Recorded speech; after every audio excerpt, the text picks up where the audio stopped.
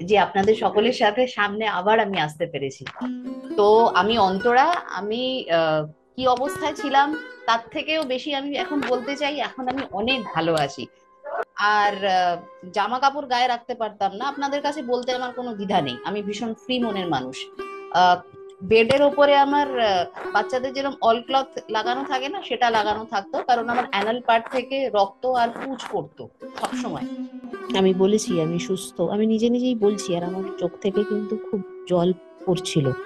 আবার উনি আমাকে আহ শান্তও করেছেন, এরকম চেস্টে হাত দিয়ে, আমার এখানে হাত দিয়েছে, আমার এখানে হাত দিয়েছে, আমার চেস্টে হাত দিয়েছে, আমার নাভিতে হাত দিয়েছে, আমার আহ মূলাধারের কাছে যেখানে আমার সব থেকে বেশি কষ্ট সেখানে হাত দিয়েছে।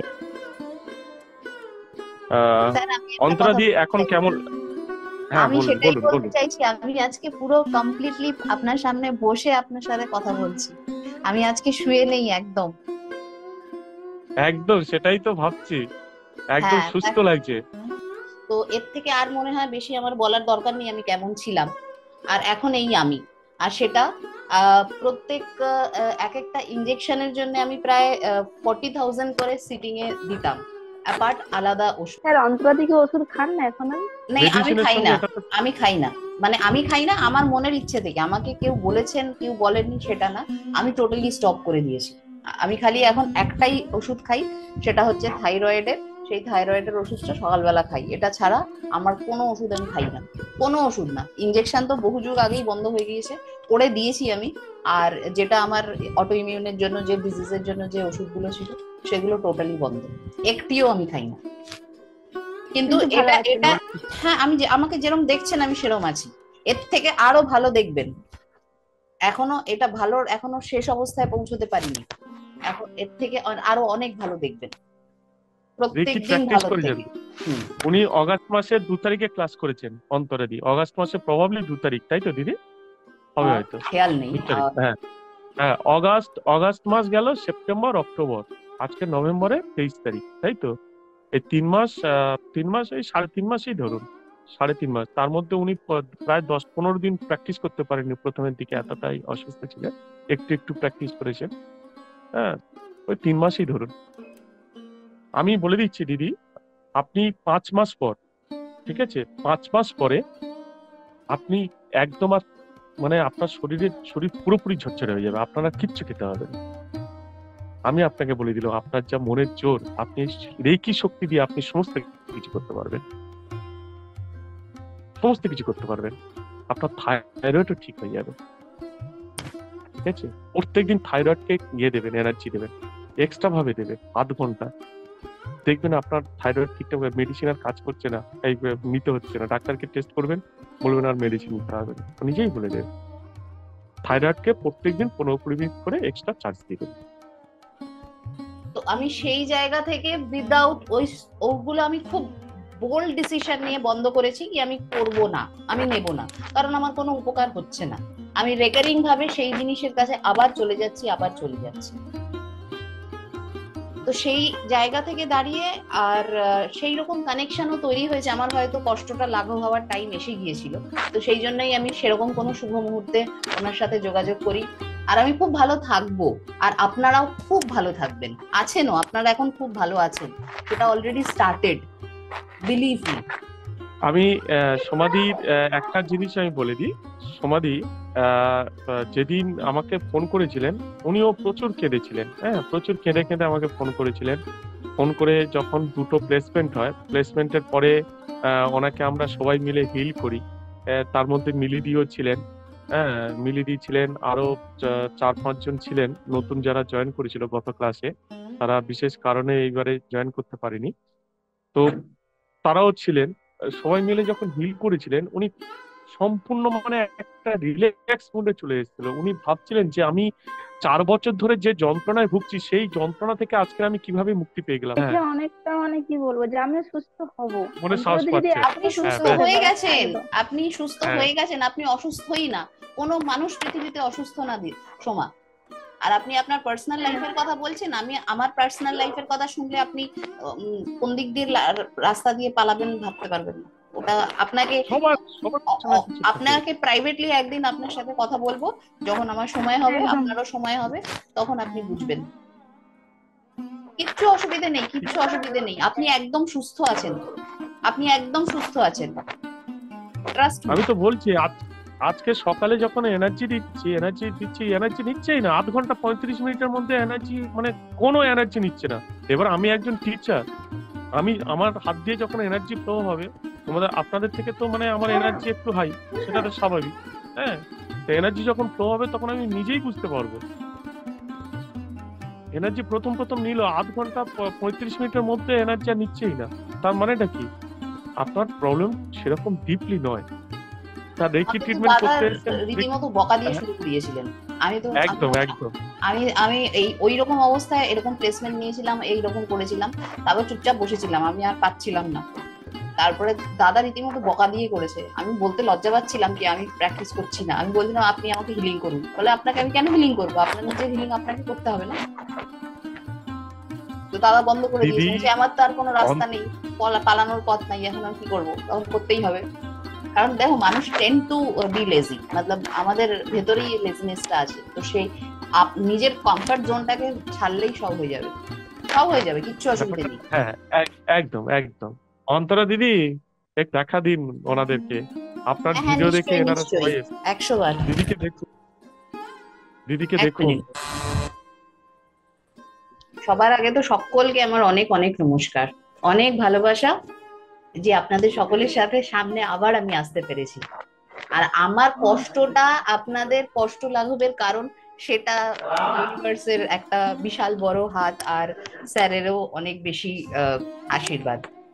তো আমি অন্তরা, আমি কি অবস্থায় ছিলাম তার থেকেও বেশি আমি এখন বলতে চাই, এখন আমি অনেক ভালো আছি। কারণ যত বেশি আমরা ভালো নেই, না বলতে পারি, সেটাই ভালো।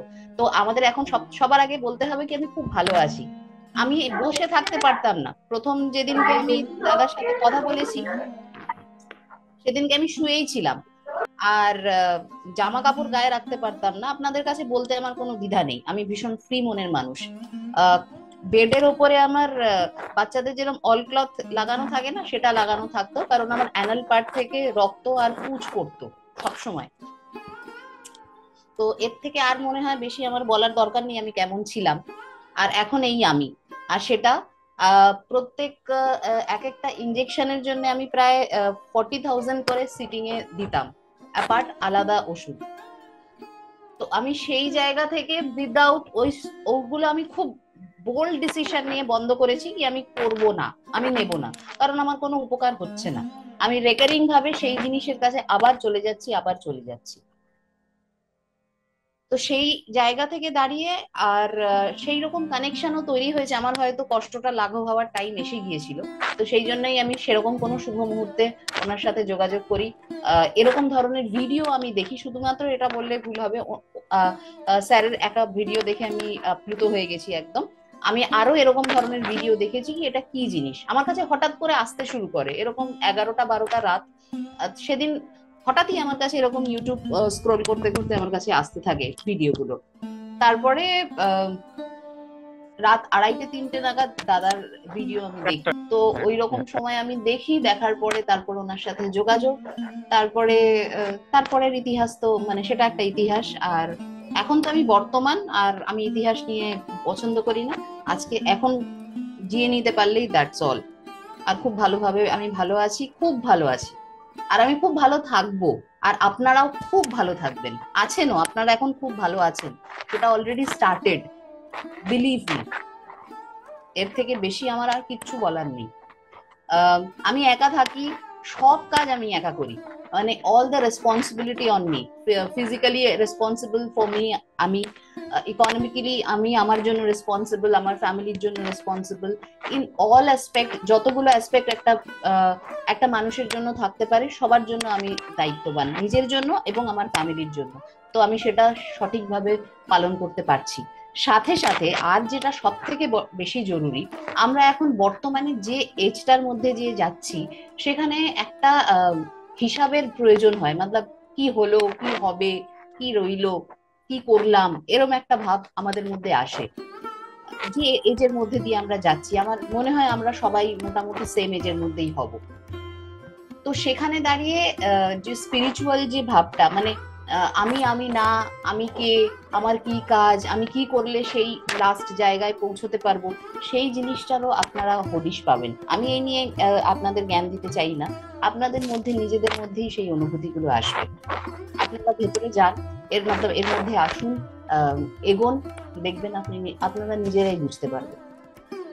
আর যদি কখনো আর কিছু বিশেষ দরকার হয়, স্যার তো রয়েছেন, আমরা নিজেরাও একসাথে এরকম একত্র হয়ে আলোচনা করতে পারি, আমাদের অনুভূতিগুলো একে অপরের সাথে শেয়ার করতে পারি, সেটাও একটা খুব সুন্দর মাধ্যম আমাদের যাত্রাটাকে আরো সুন্দরভাবে এগিয়ে নেওয়ার জন্য।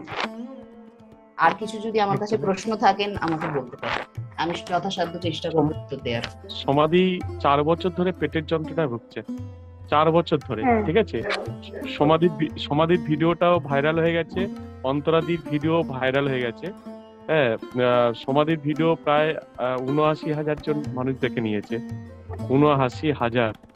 হ্যাঁ, আর অন্তরাদির ভিডিও প্রায় ৭৬ না ৭৭,০০০ মানুষ দেখে নিয়েছে। হ্যাঁ, তো এতজন দেখে নিয়েছেন, দেখে নিয়ে হ্যাঁ সবাই ফোন করে আসছেন, সবাই যোগাযোগ করছেন। অনেকে জানেনই না এখানে এই সুপর্ণাদি মানে রেকি সম্পর্কে জানেন না।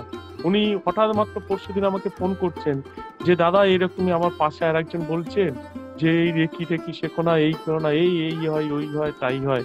তা আমি ওনাকে বললাম যে আপনি তো টাকা দিয়ে দিয়েছেন, হ্যাঁ টাকা যখন দিয়েই দিয়েছেন তাহলে শিখেই দেখুন কি হয় না হয়, অন্যজনের কাছে না শুনে। হ্যাঁ, তখন বুঝতে পারবেন সে কোথায় আর আপনি কোথায়। ঠিক আছে, তো এটাই হচ্ছে ব্যাপার। আমি সমাধিকে এটাই বলছি, সমাধি আপনাকে আমি আরেকটা কথা বলতে চাই, সরি স্যার আপনাকে কাটলাম। সবার আগে এটা আমার নিজস্ব ভীষণ নিজস্ব অনুভূতি, সবার আগে না আমিও দীর্ঘ সময় ধরে, আমার বলতে পারেন আমি ছোট্টবেলা থেকে আমার এই সমস্যা, মানে কিছু না কিছু হতেই থাকে, এর মধ্যে দিয়েই আমি যাই। তো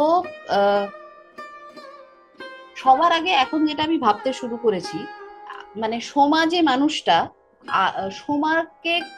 সোমাকে কখনো কেউ কিছু স্পর্শ করতে পারবে না, মানে আপনার এই শরীরটা আর আপনি দুটো আলাদা এন্টিটি।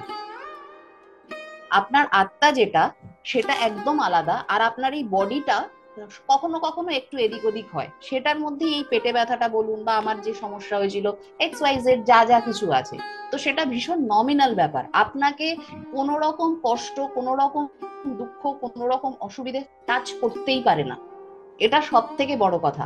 আর আপনি নিজে একটা ইউনিভার্স, আমি নিজে একটা ইউনিভার্স, মানে পুরো বিশ্ব আমি।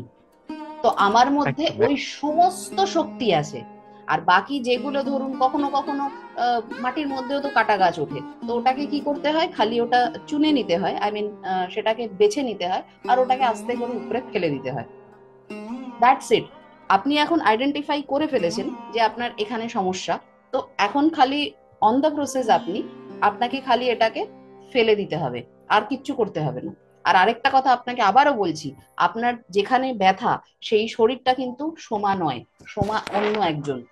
সেখানে সেখানে সেখানে কেউ টাচই করতে পারে না, সেখানে কষ্ট দুঃখ কিচ্ছু টাচ করতে পারে না, সেখানে শুধু চিদানন্দ আছে, মানে খুবই অনাবিল একটা আনন্দ আছে, সেই আনন্দে আপনি রয়েছে। আমি সমাধির একটা জিনিস আমি বলে দিই। সমাধি যেদিন আমাকে ফোন করেছিলেন উনিও প্রচুর কেঁদেছিলেন, হ্যাঁ প্রচুর কেঁদে কেঁদে আমাকে ফোন করেছিলেন। ফোন করে যখন দুটো প্লেসমেন্ট হয়, প্লেসমেন্টের পরে ওনাকে আমরা সবাই মিলে হিল করি। তার মধ্যে মিলিদিও ছিলেন, হ্যাঁ মিলিদি ছিলেন, আরো 4-5 জন ছিলেন নতুন যারা জয়েন করেছিল গত ক্লাসে, তারা বিশেষ কারণে এইবারে জয়েন করতে পারেনি, তো তারাও ছিলেন।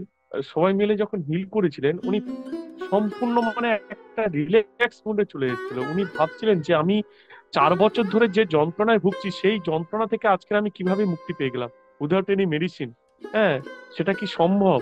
তা এই এই ফিলটা ওনার মধ্যে চলে এসেছিল। ঠিক আছে, শুধু রেকি প্র্যাকটিস করে যেতে হবে, রেকি প্র্যাকটিস করে যান, আর রাত্রেবেলা শুতে যাওয়ার আগে ঘন্টা 2-1 নিজেকে হিলিং করবেন। ঠিক আছে, অনাহত চক্রে করবেন, যেহেতু প্রেসার ফল্ট হয় অনাহত চক্রে করবেন।